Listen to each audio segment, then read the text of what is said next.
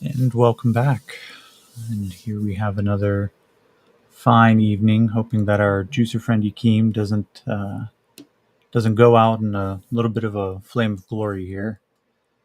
As a recap, let's see. In our last game, Yakeem still captured and controlled by the Splugorth slavers, and slowly becoming a little bit more familiar with the expectations here.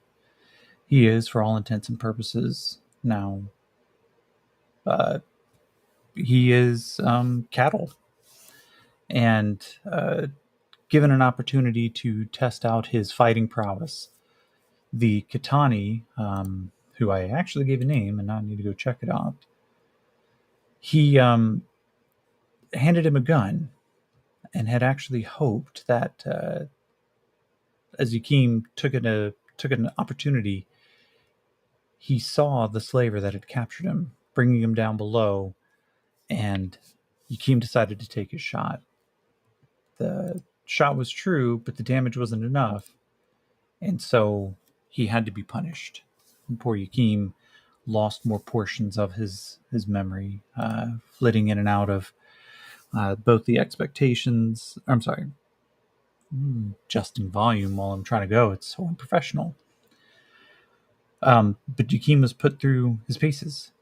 They found out if what the augmentation actually did, and as part of the last experiment that Talia, the Kitani scientist who's experimenting on him, performed, was to see how well he could fight against, against somebody who had been augmented through a way that, well, quite frankly, we hadn't seen before.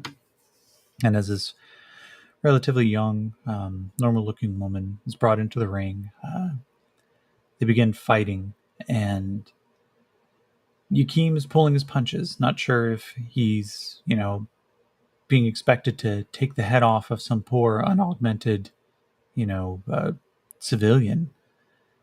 And instead, he finds himself in a well matched fight. In the course of that, he takes an opportunity, cuts across when he sees a moving bulge across this woman's torso, and hidden underneath her clothes was a crab like creature, reaching from just underneath her armpits all the way down just behind her ribs. Multiple arms that had been effectively almost chemically attached to this woman. It's now part of her. And dead set in the middle of the mouth, or in the middle of the crab's back, is a large mouth with almost like what looks like an intestine that's just wailing around on its own, lamprey style teeth in the middle of it, attacking all around. And Yakeem, I don't know, did he? No, and he noticed it. We did not give him a fear check. So let's go ahead and get Yakeem's character sheet up. So we jump right back into it. So Yakeem needs to make a spirit of a D8. Now let's get our handy dandy dice tray camera. There's a 3 and a 6. Okay, so Yakeem keeps enough of his mind about him. He sees this thing moving around. Just what the fuck is that? Pulls a sword up quickly, and Talia comes over, sees him, and we're going to go into. Let's see if the scene progresses the way that we expect it's going to. This is 3. The scene is altered. Let's throw in a scene adjust roll. Make 2 adjustments. 1, remove an object, and increase in activity. As Yakeem kind of stops himself, though not paralyzed by fear, he sees the thing kind of come at him, pulls the longsword that was handed to him, and suddenly it is stripped out of his grasp. The woman just begins screaming and crying, not quite sure on how she can actually even get control and Yakim is just now like fighting this thing off as it is like lashing and attacking at his face. I believe I remember reading that they get a fighting die of a d8. Rolls a 1. Let's see if it's critical. Nope. So the creature comes snapping at him. He wraps both hands all the way around this thing's neck, or what he assumes is a neck, and suddenly he is just fighting with all of his might as this creature is just lashing, trying to catch on to him. And he starts screaming like, "What the fuck? Get this thing off! Get it off!" Poor woman crying is trying to pull herself forward just to get away, to make sure that this thing doesn't kill Yakim. But she's not sure even what's going on. And between her sobs and the crying, eventually Talia comes over, presses a button on a keypad, and the woman and the creature attached to her chest just begins to shriek. It begins to growl and snap in all directions, and she just, "No, stop, I'll put it back." Yakim, kind of turns over, gets back up onto all fours, and just, "What in the fuck? What did you do to her?" Talia. Well, as it turns out, that we have found ways to augment the mortal form that doesn't require this crude manufactured chemical enhancement. Yes, it's very important that we understand the biology and the comparisons. This was an evaluation to determine if your crude augmentations could surpass one of the chest grabs. He goes, "You call it a chest grab? What the fuck is wrong with you?" Talia just kind of squints, the kind of primate eyes, just with all too high intelligence, just kind of examines him, looks him up and down, and goes, "I don't think you're one to be able to judge. You hooked yourselves up to so many chemicals that your body is burning out like a star." He goes, "Yeah, it's going to be a bright fucking star when it goes." He goes, "Yes. And that'll probably be in weeks." And suddenly he presses a button, and Yakim shakes. Let's see. I'll give him a vigor check to see if he can withstand the... Oh, 2 and a 1. No, I'm not going to Benny that. Not this early. He stops what he's doing, and suddenly the entirety of his vision goes black. So we went to a vision chaos factor of 6 at the end of the last scene. I'm not going to modify it because I modified it after the last session. But as Yakim kind of wakes up again, let's see. Let's say 4 days have passed. Yakim, in his cell, just kind of opens his eyes. Okay. Well, let's see. I'm gonna give him a smarts roll, because that's what juicers are known for. So I just love playing with fate. We're gonna give him a smarts roll to see if he understands kind of the expectations on him. A 1 and a 4. Yeah, wild die. That's enough. He's counting off the days now. Okay. It's been 4 days. No major experiments. Okay. It's just important. Keep the mind sharp. I know the body's going to stay sharp as long as it can hold together. Damn, it's hot in here, though. And he kind of adjusts his... well, he's not wearing a collar. He's pretty much just in whatever they're going to put him in. I would assume he's probably wearing just modest, like, tattered pants, right? Primarily, they wouldn't give him much more than a shirt or something, because that could be used to hide. And right now, he has property. So I'm going to give a fate question, though. This is going to be a fate question of, did the other human who was captured with him, did they take the farmer out of here? No, they didn't. So as Yakim goes about the kind of like daily requirements on him, He starts stumbling around, and he sees his good friend, this farmer who was taken at the same time he was.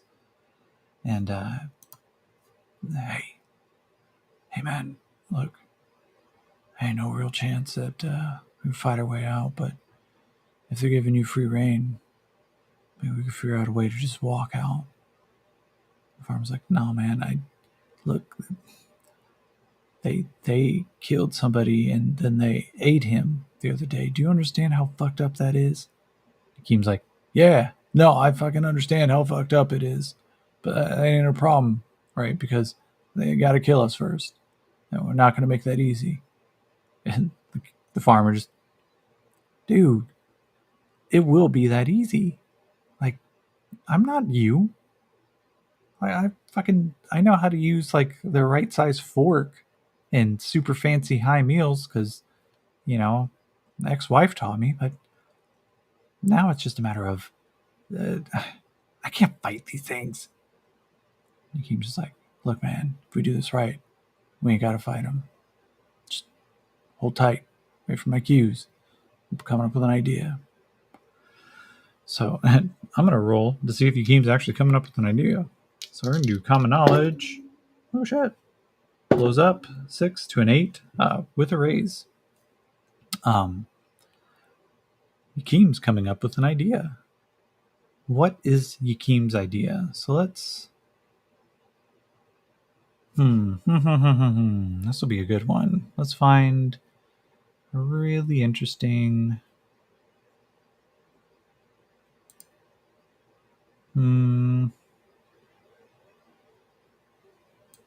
Let's roll on a twist.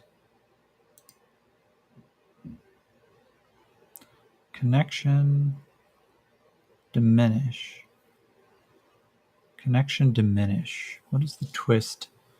Connection diminished. I'm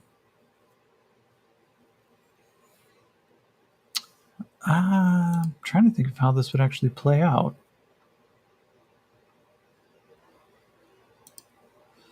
So maybe what this means, connection diminished would be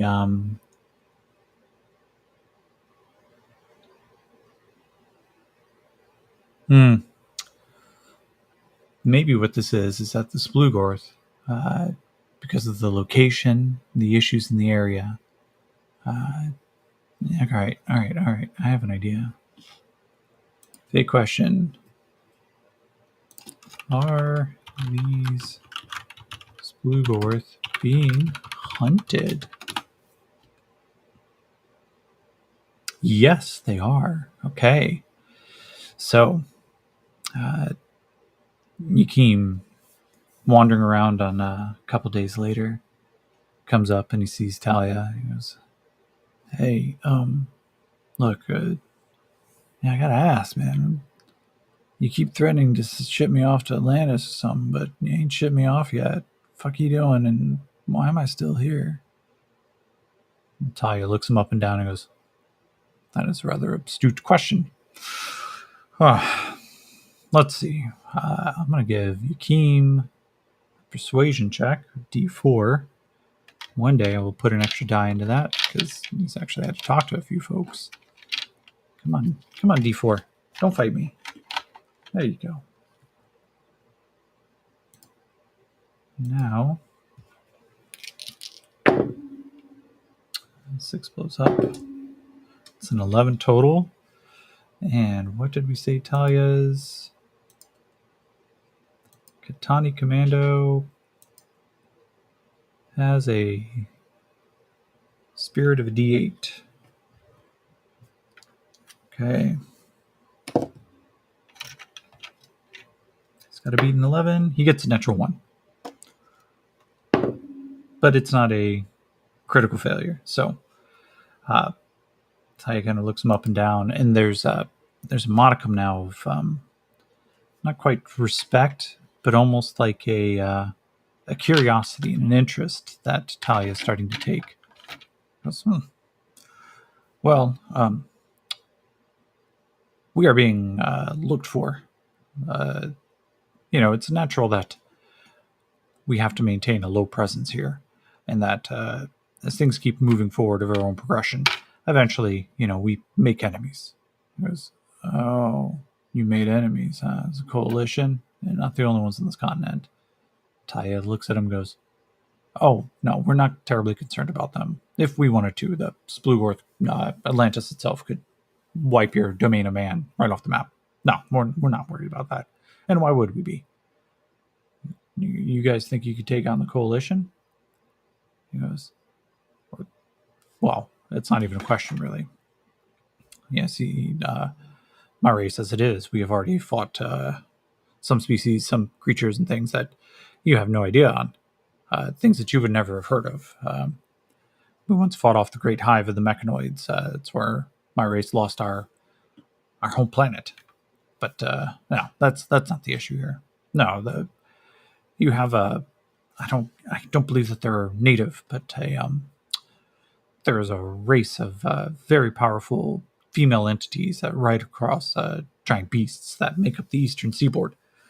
And well, there was a particularly painful pack that we had bumped across. Fortunately, we had found this, secret base here. They won't be finding us, so you don't have to worry about that. But until we have the free corridor to be able to leave, then we are effectively just waiting for reinforcements. It was, oh shit, you're talking about the Shamarians, huh? I had heard about them. I never meet the Amazonians myself. He goes, yes, Shamarians, but I have never met them either. No one in my race actually heard about them until we came to this planet. That's not surprising. The expanse of reality itself is pretty expansive. Yeah, you came up with it yourself. It's like, don't make me push the button. All right, man. All right. As he kind of steps back, his hands up. I'm going to try to give him something here. See, Yakeem, when I made him, took a edge, or it was one of the what is it called? It was one of his table rolls at the beginning on his hero's journey, and with it, he got the thievery edge, which gives him +2 and a thievery die of a D4. So Yakeem is going to try to steal a key. 2 and a 5. So that's a 7 total. The truth is, I'm going to spend a Benny on this because, whoops, wrong direction, Paul. He goes down to 1 Benny because I want to get one with a raise. I want to make it very difficult for Talia to see this. So the 4 blows up. So that's 7 on the die. +2 is a 9 total. And Talia has a notice of a D6. And then you got a 3. Okay, so let's take a look at Talia's gear. Utility belt. Yeah, he would definitely, as Yakeem kind of comes by, he brings a tray over. And on that tray, there's just a variety of various things on it. And for a second, he kind of sees a glint of something. It looks like a small card. And with the deft quickness, Yakeem just pilfers the card. Stamped on it on the outside, it says, property of the United States government. And on the other side, there is a golden eagle. And though the letters have worn very, very faint and very thin, there is just 2 letters and what looks like some oh, man, I hate it when I lose my words. Initials. And I just say M.A. on them. And Yakeem just, all right. He slips that into his pocket. So now the question is going to be, I think that was a good scene. Chaos Factor, I'm going to actually drop just a little bit. Yakeem just learned a couple of really good things, and I'm going to actually add one of them to the threads list. We're going to call this the, we're going to call this thread Shamarian Huntresses. All right. So now that we have the Shamarian Huntresses on there, let's roll The scene alteration. Let's see. Nope. Looks like we're going to go right into scene proceeds as normally. So Yakeem, I think, would start taking this key badge around, and when he thinks he's not being noticed, he's going to try to open whatever doors he could. So I picture here. Well, let's give it to the fates. Is there one for rooms, locations, dungeon, monsters? I just kind of want like a dungeon traps now. So we'll just go over to the dungeon button. Lethal. Normal. Okay. So I would say one room, obviously, is the armory. And the next room is...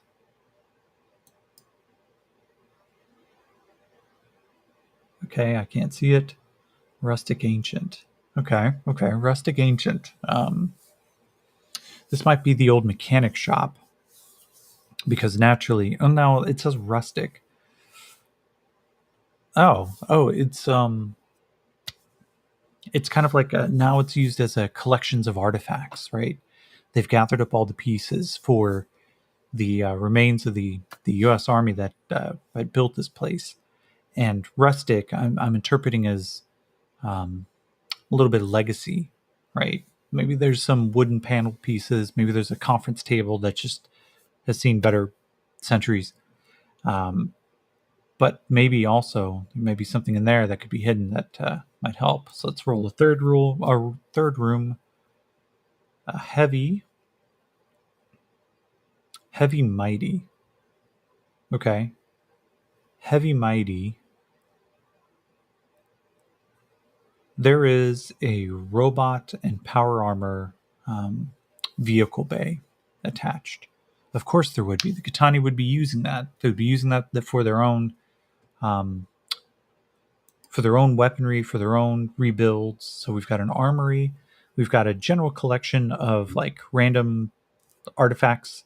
And then we've got the heavy mighty, which of course is the robot, like repair bay, vehicle bay.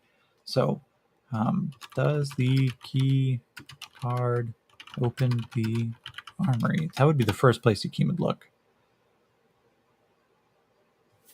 63. No, it doesn't.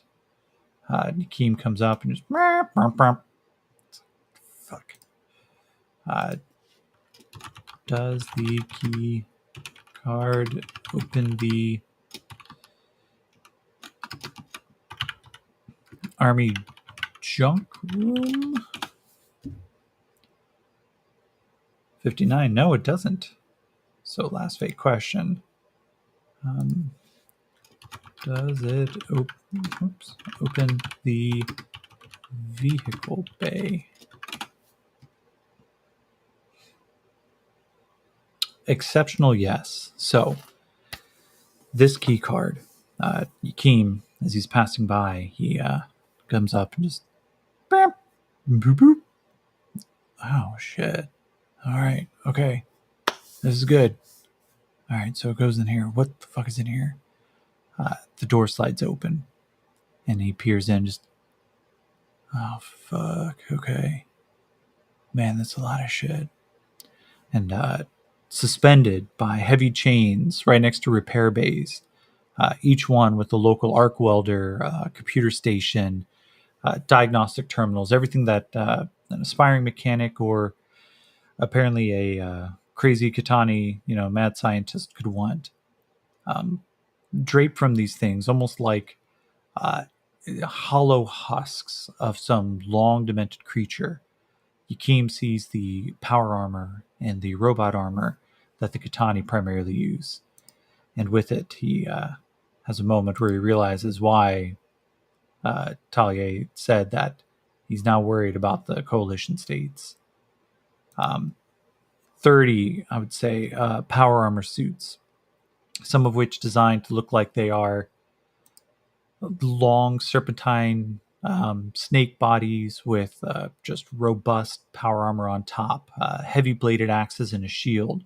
And obviously hidden within each one of these is a like bristling with weaponry.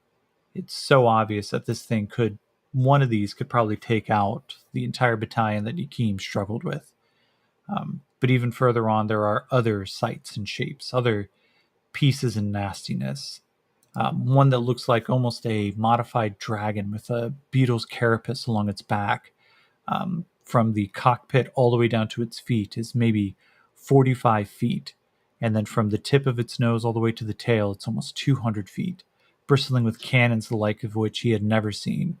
Missiles that are just sitting in bays, glowing with some unknown energy at the tip. Further on down, he can see even scarier creations. There is a couple that look like they are centaurs with that same robust upper body strength that the serpentine-looking one has. This one carries a long lance that is just attached to the back with like a simple clip. Yakim just looks us over and he's like, "Oh, fuck me, man. Okay. Nah, it's kind of intense. All right, so fuck, can I get in here?" And he starts going to some of the different bays, and this card opens all of them. And Yakim just begins flipping through. It's almost like a kid in the candy store, except for the fact he's not trained in how to use power armor. So, all right, maybe I could. Fuck, I don't even know. I don't know. I'm gonna look for what would be a good one here. No, not combat actions. Let's roll an object roll. It's an 84. Strange. Useful. What the fuck? Strange, useful. Yeah, thanks, Fate. Everything here is strange but useful. Oh. Right next to that is the magic item table. I have an idea.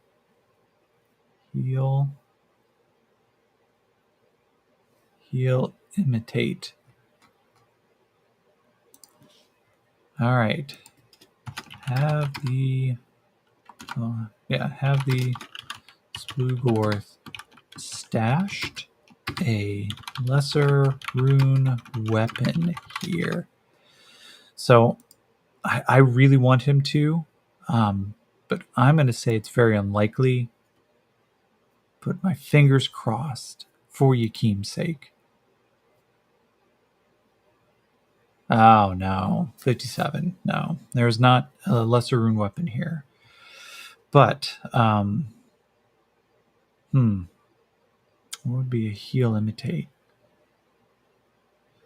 But what Yakim does see, as he's walking through, hoping that nobody saw him come in here and hoping that there's nobody else in here, when I'm going to give him a notice roll, he looks over, D6 and D.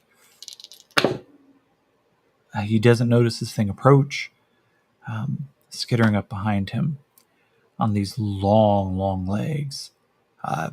They almost look spider-like. Are almost gossamer threads of hair, just barely thicker than a human finger, multiple jointed, but they are colorful and beautiful. Deep satiny reds and blues that connect, coming up to a green carapace that looks like almost like a body that has two very basic pseudopods coming off of its thorax. It has multiple eyes that kind of blink out of unison with each other, and small mandibles that just begin to open and close with a slight clicking noise. And as Yakim, looking around, this thing approaches, and suddenly,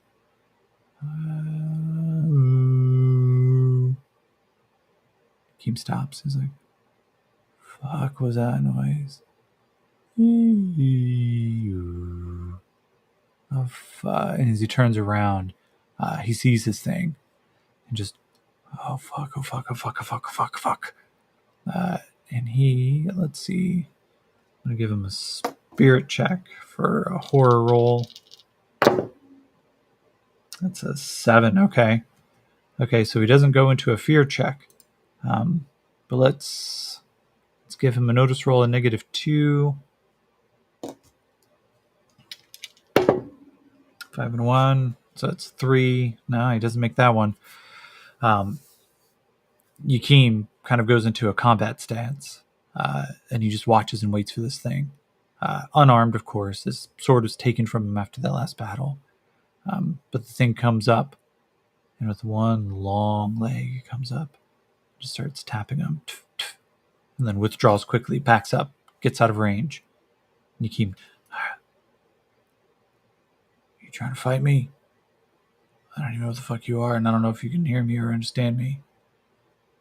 And then a slight voice comes into his head. It's very soft and gentle. It goes, I have no wish to fight you. I've not met your kind before. Yakeem's just like, are you talking in my head? God, I fucking hate it when people talk in my head. Fuck are you? What are you doing? Are you gonna kill me? I have no intention of killing you. I have no intention of hurting you either. Goes, okay. Then, what the fuck are you gonna do? Goes, I am going to observe your wounds as I have never seen one so close to the throes of death. Okay. So you're gonna fucking shadow after me and follow me and watch me as I die? He goes, I don't believe you need to die, but I wish to observe this. I can help keep you safe. He goes, okay. This place is too fucking much. That's weird. So let's give Yakeem. Would this be survival theory? I'm going to say it's kind of an unskilled. He doesn't know what this thing is. He doesn't know what to expect. So 1 and a 2. No, I'm going to. He feels that this might be an important moment to make a decision. 2 and a 4 reduced down. That's a 2. So he just kind of goes, no, man, I don't know you. I don't know what the fuck you want. As far as I know, you're going to report back and tell on me. The creature just, I understand. I will be keeping an eye out for you, human. I still wish to observe you. And on these long legs, it begins to skitter backwards. The light catching along its relatively like jewel-like carapace. It scatters a little bit of the different colors into the different directions as it moves. And Yakeem just watches it go and just, God damn, I hope this is a bad trip, because what the fuck? Because I just had a goddamn Crab Ragoon come over here and tell me that he wants to watch me die. Tawny, I don't think you were the crazy one. He's like, damn, I miss her right now. I could really use her ass kicking. So, Yakeem gets a good inventory. He knows that there is worthwhile gear in here. You know, power armor suit, even for somebody who's not trained in it, it's going to take a negative $2 rolls, but it's still a far cry better than nothing. But we're going to bump the chaos factor up a little bit because that was not what he was expecting. Go into a scene alteration roll. For interruption event, NPC action, and oppress, death. Oh. So Yakeem keeps his card hidden. He comes out. The door slides behind him. And he notices, of course, the reason that nobody caught him. So there's nobody around right now. What the fuck? Okay. saying it can't be good. He tucks the key card just along the side of his pants. And he starts moving forward, goes by the cages. There's no one there. Goes by Talier's workshop. And eventually he sees the open door into the old United States conference room where a handful of these bug-eyed, just needle-like teeth, alien-looking creatures that he has learned to know that they are called as overlords. Whatever race or species they are is long gone. They're just now referred to as the Splugorth overlords. Talier is standing against one wall, his impressively long arms wrapped around him as he's watching.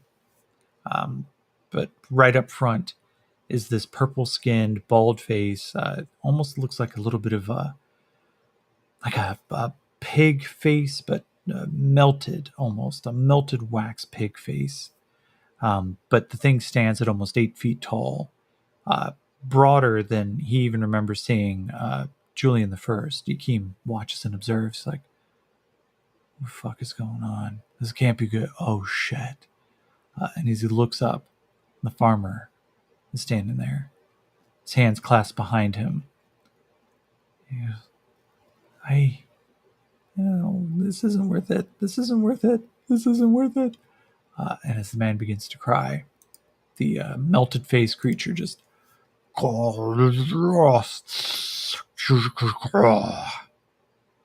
and a couple other voices start responding. So, have they found the farmer conspiring? 71. No. Did they find the farmer was faking his Zombietron? Exceptional, no. Oh, okay. Exceptional, no, which means that they didn't find out that he was faking a Zombietron. Maybe what they found out, he is immune. And so the farmer, okay, I like this now, but the farmer's standing up there. One of the conservators, or one of the overlords comes over, and it's the kennel master. And as Yakim watches in horror, they lift one of these black pseudopod-looking leech-like creatures that he knows puts him into this zombie state, and they affix it to the farmer's forehead. And he's like, no, please don't put the thing on me. Please don't put the thing on me. And as it affixes, it just... and then it just scampers off. The thing drops down to the ground and begins to move towards the Kaidan, the giant purple Hulk-looking creature. And the farmer just goes, no, bring it back, I can do it again. And as soon as the creature begins to go off and somebody picks it up with a pair of tongs, puts it back into the container, the rest of them turn back to the farmer. Let me check. Is it Kaidan? I never knew how to pronounce this because I only saw it written. Kydian. I'm going to say it's the Kaidan. Kaidian? If somebody knows, feel free to drop me a note. You can say it in chat. You can send it to me over a message. Yeah, Kydians. Kaidians. All right, so the Kaidian.